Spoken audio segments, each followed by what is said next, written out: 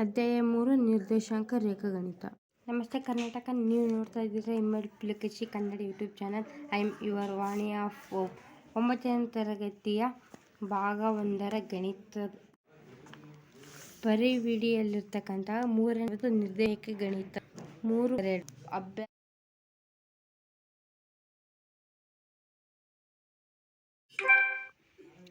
ಅಭ್ಯಾಸ 3. ಉತ್ತರ ಪ್ರಶ್ನೆಗಳಿಗೆ ಈ ವಿಡಿಯೋ ಸಂಪೂರ್ಣ ಉತ್ತರ ಈ ವಿಡಿಯೋದಲ್ಲಿ ನಿಮಗೆ ಸಿಗುತ್ತದೆ ಸ್ನೇಹಿತರೆ. ಈಗ ಉತ್ತರವನ್ನು ನೋಡೋಣ ಸ್ನೇಹಿತರೆ. Let's start.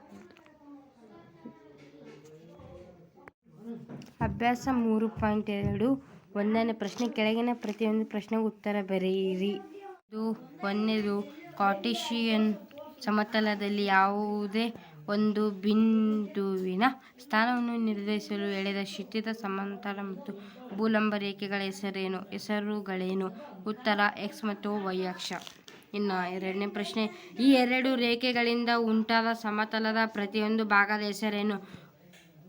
ಉತ್ತರ ಚತುರ್ಥಕಗಳು. 3ನೇ ಪ್ರಶ್ನೆ. ಈ ಎರಡು ರೇಖೆಗಳು ಛೇದಿಸುವ ಬಿಂದುವಿನ ಹೆಸರು ಬರೆಯಿರಿ. ಮೂಲಬಿಂದು. ಇನ್ನು 2ನೇ ಪ್ರಶ್ನೆ. ಚಿತ್ರ 3.4 ನೋಡಿ ಕೆಳಗುಗಳನ್ನು ಉತ್ತರ ಬರೆಯಿರಿ.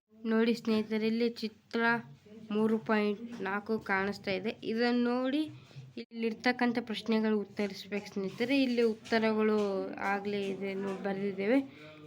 1ನೇದು B ಯ ನಿರ್ದೇಶಾಂಕಗಳು -5,2, C ಯ ನಿರ್ದೇಶಾಂಕಗಳು 5, -5, -3, -5 ನಿರ್ದೇಶಾಂಕಗಳೆಂದು ಗುರುತಿಸುವ ಬಿಂದು E.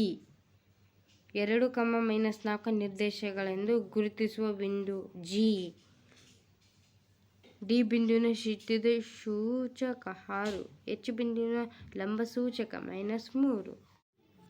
L ಬಿಂದುವಿನ ನಿರ್ದೇಶಾಂಕಗಳು 0, 5. M ಬಿಂದುವಿನ ನಿರ್ದೇಶಾಂಕಗಳು -3, 0.